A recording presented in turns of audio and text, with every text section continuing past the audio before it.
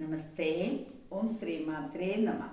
Sridevi astrological ചാനലിലേക്ക് ഏവർക്കും സ്വാഗതം.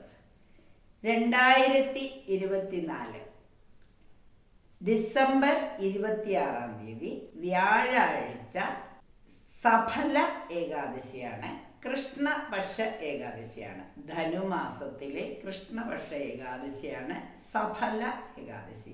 ആ പേര് കേൾക്കുമ്പോൾ തന്നെ അറിയാം എന്ത് ഫലമാണോ നമ്മൾ ആഗ്രഹിക്കുന്നത് ആ ഫലം ലഭിക്കുന്ന. അതായത് ഇപ്പം നമ്മളുടെ മനസ്സിൽ നമ്മുടെ മക്കൾക്ക് വേണ്ടിയിട്ടോ അല്ലെങ്കിൽ നമ്മളുടെ പിതൃക്കൾക്ക് മോക്ഷം കിട്ടണമെന്നോ അല്ലെങ്കിൽ നമുക്ക് തന്നെ നമ്മുടെ കർമ്മത്തിൻ്റെ ഫലമായിട്ട് മോക്ഷം ലഭിക്കണമെങ്കിലോ അറിഞ്ഞോ അറിയാതെ കുട്ടികൾക്ക് എന്തെങ്കിലുമൊക്കെ കഷ്ടതകളൊക്കെ വരികയാണെങ്കിൽ അവരിങ്ങനെ സ്വഭാവ ദൂഷ്യമൊക്കെ കാണിക്കുന്നുണ്ടെങ്കിൽ അവരെ പറഞ്ഞുപദേശിച്ച് നേരെയാക്കാൻ അത്ര എളുപ്പമല്ല.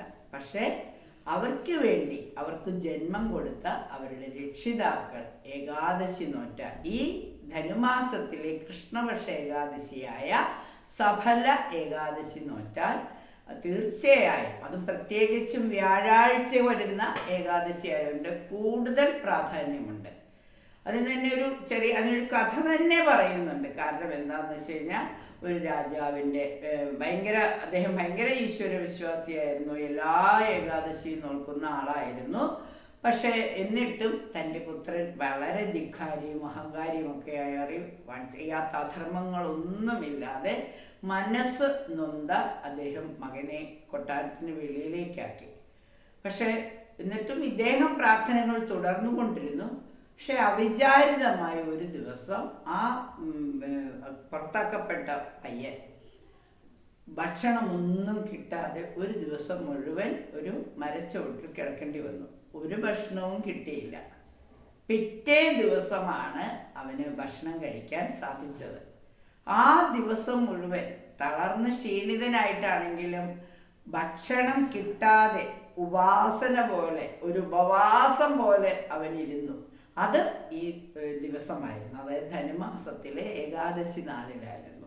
അപ്പോൾ താൻ അറിയാതെയാണെങ്കിൽ പോലും ഭക്ഷണം കഴിക്കാതിരുന്നപ്പോൾ അവനിൽ പെട്ടെന്ന് ഒരു മാറ്റം വരികയും ആ മാറ്റത്തിൻ്റെ ഫലമായി അവനിൽ ദൈവീക ചിന്ത വരികയും നല്ല സ്വഭാവത്തിലൊക്കെ മാറ്റം വന്നപ്പോൾ അച്ഛൻ തന്നെ, രാജാവ് തന്നെ മകനെ കൊട്ടാരത്തിലേക്ക് വിളിച്ചു വരുത്തി എന്നാണ് പറയുന്നത്. അപ്പം ഇതൊരു കഥയാണ്. ഇത് എല്ലാത്തിൻ്റെയും പിന്നിൽ നമുക്കൊരു സാരാംശം എന്ന് പറഞ്ഞ പോലെ ഒരു കഥ പറഞ്ഞതാണ്. പക്ഷെ നമ്മൾക്കിവിടെ വ്യാഴാഴ്ച ദിവസം എന്ന് പറയുമ്പോൾ തന്നെ നമുക്കറിയാം മഹാവിഷ്ണുവിൻ്റെ അല്ലെങ്കിൽ ശ്രീകൃഷ്ണ ഭഗവാനെ പ്രാർത്ഥിക്കേണ്ട ദിവസമാണ്. മഹാവിഷ്ണുവിനെ പ്രാർത്ഥിക്കേണ്ട ദിവസമാണ്. നമുക്ക് വലിയ വലിയ പ്രാർത്ഥനകളൊന്നും അറിയില്ലെങ്കിലും ബുധനാഴ്ച കൃഷ്ണൻ്റെ ദിവസമാണ്, അല്ലെങ്കിൽ അവതാരമൂർത്തികളുടെ ദിവസമാണ്. അപ്പോൾ ബുധനാഴ്ച വരുന്ന, അത് ക്രിസ്മസ് ദിവസമൊക്കെയാണ്, വളരെ പ്രാധാന്യമുള്ള ദിവസമാണ്. ധനുമാസത്തിലെ ബുധനാഴ്ചയാണ്. അപ്പം ബുധനാഴ്ച ദശമി നാളിൽ തന്നെ വ്രതമെടുക്കണം. കാരണം വ്രതം എന്ന് പറഞ്ഞാൽ ദശമിക്ക് ഒരു നേരം അരിയാഹാരം കഴിക്കാം.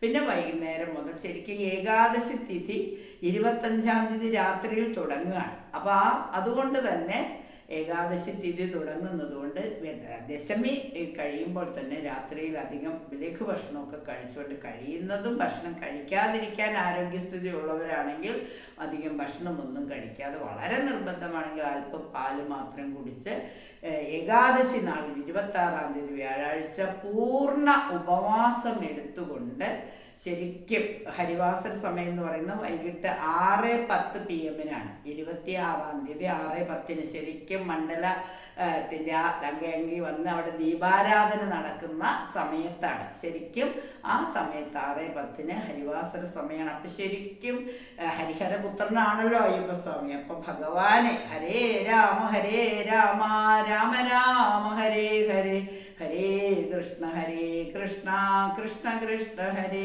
ഹരേ എന്ന്. അതുപോലെ കൃഷ്ണൻ്റെ ഭഗവാന്റെ ഓം നമോ ഭഗവതേ വാസുദേവായ എന്നോ ഓം നമോ നാരായണായ എന്നോ, അല്ലെങ്കിൽ എത്രയോ നാരായണീയം വായിക്കാം, വിഷ്ണു സഹസ്രനാമം ചൊല്ലാം, വിഷ്ണു അഷ്ടോത്തരം ചൊല്ലാം, ശ്രീമദ് ഭാഗവതം വായിക്കാം, ഭഗവത് കഥകൾ പറയാം. ഇപ്പം ഈ കഥ തന്നെ പറയണമെന്നൊന്നുമില്ല. ശരിക്കും ഏകാദശി നാളിൽ പൂർണ്ണ ഉപവാസം എടുത്തുകൊണ്ട് രാത്രി ഉറക്കമൊക്കെ നിന്ന് 27-ാം തീയതി രാവിലെ 7:10 പാരണ വീടുക. ആ സമയത്ത് ഇത് വ്രതമൊക്കെ തീർന്ന് സമാധാനമായിട്ട് തുളസി തീർത്ഥമൊക്കെ കുടിച്ചതിന് ശേഷം ക്ഷേത്രദർശനമൊക്കെ നടത്തിയാൽ ഏറ്റവും പുണ്യമാണ്, സഫലമാകുന്ന എന്താഗ്രഹമാണോ തീർച്ചയായിട്ടും സന്തതികളുടെ എൻ്റെ കുട്ടിയെ കൊണ്ട് വിഷമാണല്ലോ, മോൻ്റെ കല്യാണം നടന്നില്ല, മോൻ പഠിത്തത്തിൽ വളരെ മോശമാണ്, വിദേശത്ത് പോകണമെന്ന് ആഗ്രഹിച്ചു, നല്ല ജോലി കിട്ടിയില്ല, അങ്ങനെ എത്രയോ പരാതികൾ പറയുന്ന മക്കൾക്ക് വേണ്ടുന്നതെല്ലാം ചെയ്യാൻ സാധിക്കാതെ വന്നിട്ട് അവരാഗ്രഹിച്ചിട്ട് പോലും കുട്ടികൾ ആഗ്രഹിക്കുന്ന തലത്തിൽ എത്താതെ വരുന്ന വിഷമിക്കുന്ന രക്ഷിതാക്കൾ സഹോദരന് വേണ്ടിയിട്ടും ആവാം, രക്ഷിതാക്കൾക്ക് മക്കൾക്ക് വേണ്ടിയിട്ടും ആവാം, സഹോദരങ്ങൾക്ക് വേണ്ടിയിട്ടും അവനവന് വേണ്ടിയിട്ടും ആവാം. തീർച്ചയായിട്ടും ഈ സഫലമാകുന്ന ഈ ഏകാദശി ഒന്ന് എടുത്തു നോക്കൂ. വ്യാഴാഴ്ച ആയതുകൊണ്ട് കൂടുതൽ പുണ്യമാണ്. പിന്നെ നമുക്കറിയാം 26-ാം തീയതി ഒരു മണ്ഡലം, ഒരു വൃശ്ചിക മാസം 1-ാം തീയതി തുടങ്ങി ധനു 11 വരെ നിൽക്കുന്ന ഈ പുണ്യ ദിവസം, അന്ന് നമ്മളൊരു പുണ്യകാര്യം കൂടി ചെയ്യുമ്പോൾ വ്രതം എടുത്തുകൊണ്ട് വൈകുന്നേരം ദീപാരാധനയൊക്കെ ചൊല്ലി പ്രാർത്ഥനകളൊക്കെ ചൊല്ലി ഭഗവത് കീർത്തനങ്ങളും ഭഗവത് നാമങ്ങളും ഒക്കെ ഇങ്ങനെ ഉച്ചരിച്ചുകൊണ്ട് ദിവസം കഴിച്ചു കൂട്ടുമ്പോൾ ഒരു വലിയ കാര്യം നടന്ന് നമുക്ക് തന്നെ അറിയാം നമ്മളിൽ വരുന്ന മാറ്റം. നമ്മൾ അറിയാതെ തന്നെയാണെങ്കിലും നാമം ജപിച്ചുകൊണ്ടേയിരുന്ന ഉറങ്ങാതെ കഴിയുന്നത്രയും നാരായണീയം വായിക്കുകയോ ഭഗവത്ഗീത വായിക്കുകയോ അതുപോലെ മറ്റെന്തെങ്കിലും കാര്യങ്ങൾ ചെയ്തുകൊണ്ടിരിക്കുകയോ ചെയ്തു കഴിഞ്ഞാൽ ഭക്തിദായ സത്സംഗങ്ങൾ നടത്താം, ഭജന ചൊല്ലാം, മറ്റുള്ളവർക്ക് പിന്നെ നമ്മൾ ഇത് ചെയ്യുന്നതുകൊണ്ട് മറ്റുള്ളവർക്ക് ഇത് ഏകാദശി നോക്കാത്തവരെ ബുദ്ധിമുട്ടിക്കാത്ത രീതിയിൽ നമുക്ക് നല്ല കാര്യങ്ങൾ ചെയ്തു കഴിഞ്ഞാൽ ദാനവും ധർമ്മവും ഒക്കെ ചെയ്ത് ഏകാദശി നോക്കിയിട്ട് പിറ്റേ ദിവസം ദ്വാദശിക്ക് ദ്വാദശിപ്പണമൊക്കെ സമർപ്പിച്ച് ആചാര്യൻ എന്തെങ്കിലുമൊക്കെ എവിടെയെങ്കിലും ക്ഷേത്രത്തിലോ തന്ത്രിക്കോ അല്ലെങ്കിൽ തിരുമേനിമാർക്കൊക്കെ ഒരു ദക്ഷിണയൊക്കെ കൊടുത്ത് പ്രസാദമൊക്കെ വാങ്ങിക്കഴിയുമ്പോൾ കോടി പുണ്യം കിട്ടുന്ന പറയുന്നത്. അപ്പം തീർച്ചയായിട്ടും മണ്ഡലവ്രതം അവസാനിക്കുന്ന 2200-ാം ആണ്ട് ധനു 11-ാം തീയതി 2024 ഇനി വരുന്നത് അടുത്ത ജാനുവരി 10-ന് 2025 ജനുവരി 10-നാണ് സ്വർഗവാതിൽ ഏകാദശി വരുന്നത്. അത് പുതുവർഷത്തിലെ ആദ്യത്തെ ഏകാദശിയായിട്ട് നമുക്കെടുക്കാം. മലയാള വർഷവും ഇംഗ്ലീഷ് വർഷവും ഒക്കെ എല്ലാവർക്കും സുപരിചിതമാണല്ലോ. എല്ലാം മലയാള വർഷം നമുക്ക് കേരളീയർക്കാണ് പ്രിയമെങ്കിലും ശരിക്കും ജനുവരി 10 നമുക്ക് എല്ലാവർക്കും സ്വർഗവാതിൽ ഏകാദശിയായിട്ട് അല്ലെങ്കിൽ വൈകുണ്ഠ ഏകാദശിയായിട്ട് ആഘോഷിക്കാം.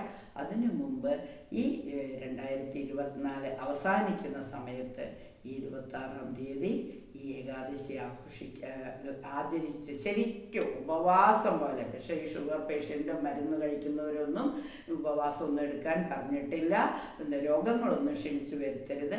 ആരോഗ്യമുള്ളവർ മാത്രം, മനസ്സിനെ നിയന്ത്രിച്ച് നിർത്താൻ കഴിവുള്ളവർ മാത്രം പ്രാർത്ഥനകളിലൂടെ, സത്സംഗങ്ങളിലൂടെ, വായനകളിലൂടെ, ലിഖിത രൂപങ്ങളുടെ നാമങ്ങൾ എഴുതുന്നതിലൂടെയൊക്കെ ഭഗവാൻ നമ്മളിൽ അനുഗ്രഹം ചൊരിയും. തീർച്ചയായും എല്ലാ അനുഗ്രഹവും എല്ലാവർക്കും ഉണ്ടാകട്ടെ എന്ന് ആശംസിച്ചുകൊണ്ട് 2024 അവസാനത്തെ ഏകാദശി അത് ഒരു സഫലമാവട്ടെ എന്ന് പ്രാർത്ഥിച്ചുകൊണ്ട് നിർത്തുന്നു. നന്ദി, നമസ്കാരം.